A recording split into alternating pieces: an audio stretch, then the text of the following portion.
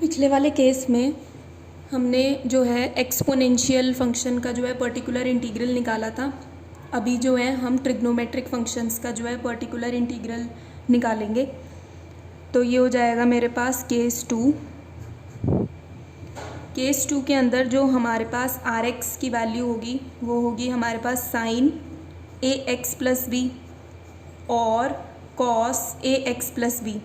यानी कि अगर हम कभी भी देखेंगे कि मेरा जो आर एक्स है यानी कि इक्वल टू के बाद जो चीज़ लगी हुई है क्या वो मेरा साइन का फंक्शन है या वो मेरा कॉस का फंक्शन है।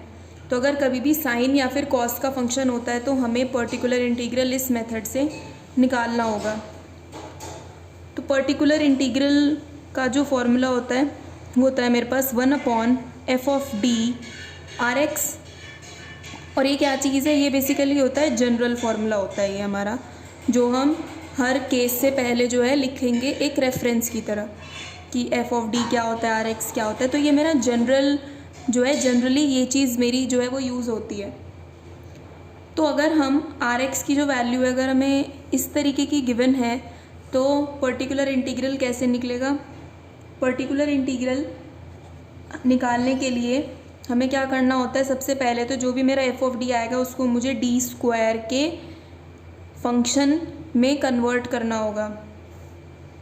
तो यहाँ पे जो फंक्शन आप बनाओगे वो बनेगा d² वाला, f(d² एंड आर एक्स। ये होएगा मेरा फर्स्ट स्टेप।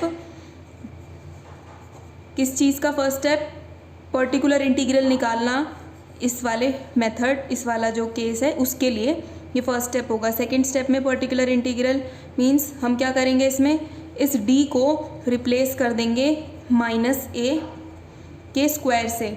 जैसे एक्सपोनेंशियल फंक्शन में d को हमने a से रिप्लेस करा था, इसी तरीके से इस वाले केस में फंक्शन जो हमने बनाया है d² का उसको हम रिप्लेस करेंगे -(a²) से। -(a²) से हम इसको रिप्लेस करेंगे तो ये वाला मेरे पास आ जाएगी फॉर्मेट। तो इसी केस में जैसे हमने उसमें फेलियर केस देखा था ऐसा ही इसमें अगर हमारे पास क्या होगा कि if f of -a² equal to 0 यानी कि ये टर्म हमारी 0 हो गई, तब हम क्या करेंगे, तब हम इस पूरे फंक्शन को ऐसे लिखेंगे, particular integral is equals to x R X, ऊपर जो है x की टर्म से मल्टीप्लाई करेंगे और नीचे इसका डिफरेंशिएशन करेंगे f'। डिफरेंशिएशन कर लिया। अब ये डिफरेंशिएशन किसका करना है, इसका नहीं, इसका नहीं करना क्योंकि ये तो मेरी वैल्यू आएगी। डिफरेंशिएशन करना है जो भी मेरी यहाँ से f(d²) का फंक्शन बनेगा उसका ही डिफरेंशिएशन कर दिया। डिफरेंशिएशन करने के बाद आप उसमें -a² की वैल्यू डालोगे तब हमारा पर्टिकुलर इंटीग्रल ऐसा दिखेगा। और फिर हमारे पास फर्दर केसेस बनेंगे कि भाई अगर मेरा f' -a² भी 0 आ गया यानी कि ये जो हमने बनाया ये भी अगर मेरा 0 आ गया, तब हमारे पास जो पर्टिकुलर इंटीग्रल होगा वो होगा x² R X divided by f" -a², यानी कि डबल डेरिवेटिव निकालने के बाद -a² की वैल्यू उसके अंदर हमें पुट करनी है। तो हमारे पास जो पर्टिकुलर इंटीग्रल बनेगा इस केस में वो बनेगा particular integral is equals to 1/f of -a²। और यहाँ पे जो भी फंक्शन है, लेट अस सपोज साइन दिया हुआ था तो यहाँ पे साइन ax प्लस b लिख देंगे, ये हमारे पास हो जाएगा। तो अब जो है इसमें क्वेश्चन जो है वो करते हैं इस वाले का ही। Example, find particular integral of y -y plus 4y' इसमें -4y equal to sine 3x। तो इसके अंदर हमें क्या निकालना है, पर्टिकुलर इंटीग्रल निकालना है। तो इसमें पर्टिकुलर इंटीग्रल हमें निकालना है, तो पर्टिकुलर इंटीग्रल देखने के लिए हमें इसको देखना होता है कि ये किस टाइप का है।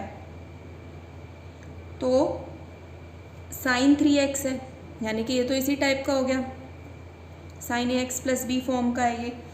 तो यहाँ पे हम ये वाला जो है वो रूल लगाएंगे। तो तो इस रूल में हमें जो पर्टिकुलर इंटीग्रल होता है जनरली वो क्या होता है 1/f of D R x होता है जनरल रूल। पहले तो हम इसको डी ऑपरेटर की टर्म्स में लिख लेंगे। तो डी ऑपरेटर की टर्म्स में हम लिखेंगे इसको, तो वही सेम रूल अप्लाई करेंगे क्योंकि वाई ट्रिपल डैश है। एक बार और बता देते हैं, ये वाई ट्रिपल डैश है, इसका क्या मतलब होता है? वाई ट्रिपल डैश का मतलब होता है D cube Y by D X cube. और हमें पता है कि डी बाय डी एक्स को मैं कैपिटल डी बोलती हूँ, डी ऑपरेटर बोलती हूँ। तो यहाँ पे ये जो पोर्शन है इसको मैं क्या लिख दूँगी? डी क्यूब, और ये पोर्शन हो जाएगा वाई। तो इसकी जो इक्वेशन, इसको हम इस फॉर्म में भी लिख सकते हैं। कौन सी फॉर्म में? D cube Y minus D square Y, ये क्या है? Single derivative plus 4 D Y minus of 4 Y equal to sine 3x। तो इसमें y कॉमन ले लेंगे, ये हो जाएगा D cube minus D square plus 4d minus 4 equal to sine 3x। तो ये वाला जो केस था इसमें हमारा पर्टिकुलर इंटीग्रल क्या हो जाएगा? जो जनरल होता है that is 1/f of D R x. ठीक है, तो पर्टिकुलर इंटीग्रल यहाँ पे जो हमारा बनेगा वो होएगा 1/, जो हमारा एफ ऑफ डी आया था that is D cube minus D square plus 4d minus 4, और आर एक्स क्या था? साइन 3x था। अब हमारा रूल क्या कहता है कि हमें इस को जो एफ ऑफ डी है उसको डी स्क्वायर के फंक्शन में उसको क्या करना है? कन्वर्ट करना है, या फिर वो डी स्क्वायर का फंक्शन हमारा बेसिकली वो होना चाहिए, ये होता है इसका मतलब। ठीक है, तो डी स्क्वायर इसमें कहीं दिख रहा है डी स्क्वायर, तो हमने बोला भाई हाँ दिख रहा है डी स्क्वायर, तो यहाँ पे है, तो हमें यानी कि ये फाइन है। और ये बेसिकली किस फॉर्म में? 1/f ऑफ डी स्क्वायर की फॉर्म में है। ठीक है, 1/f ऑफ डी स्क्वायर की फॉर्म में ये है। और उसके बाद रूल क्या कहता है कि आपको डी स्क्वायर को रिप्लेस करना है किससे? माइनस ऑफ ए स्क्वायर से। ए स्क्वायर क्या है? तो ये जो आर एक्स है यानी कि साइन ए एक्स प्लस बी की फॉर्म का है ये चीज़। ए क्या है? Coefficient of x, and what is the coefficient of x? 3 है। तो डी स्क्वायर को मुझे किससे रिप्लेस करना है? -3 स्क्वायर को -3 स्क्वायर से या फिर -9 से। तो ये चीज़ हमारे पास होएगी। तो पर्टिकुलर इंटीग्रल क्या हो जाएगा? 1/, दिस इज़ डी क्यूब। तो हमें इसको, जब मैं इसको डी स्क्वायर इंटू डी लिख सकती हूँ, तो डी स्क्वायर क्या हो जाएगा? -9। तो इसको मैं क्या लिख सकती हूँ? डी क्यूब को हम ऐसे लिख सकते हैं ना, डी स्क्वायर इंटू डी। तो डी स्क्वायर क्या है? -9d। तो ये वैल्यू क्या हो जाएगी? -9d minus D square. और ध्यान से हम यहाँ पे डी स्क्वायर की जगह रख रहे हैं, डी की जगह नहीं, डी स्क्वायर की जगह रख रहे हैं। माइनस डी स्क्वायर, ये हो जाएगा +9 plus 4d minus 4, value will be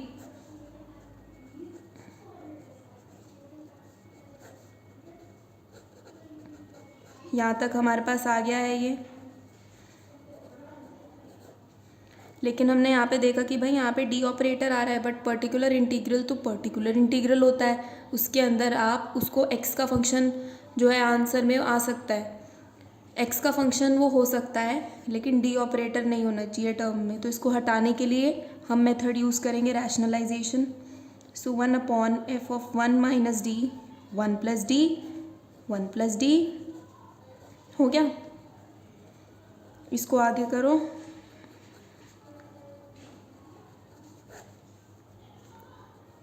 one minus D square, तो ये चीज़ हो गई। अब ये फिर से डी स्क्वायर की जो टर्म है वो यहाँ पे आ गई है, तो डी स्क्वायर को फर्दर रिप्लेस करोगे -9 से।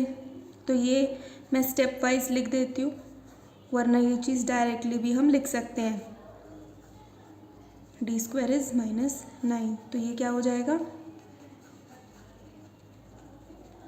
1 plus D sine 3x upon में 5 इंटू में 10, इनको आपस में मल्टीप्लाई करोगे तो ये हो जाएगा sine 3x plus D sine 3x upon में 50।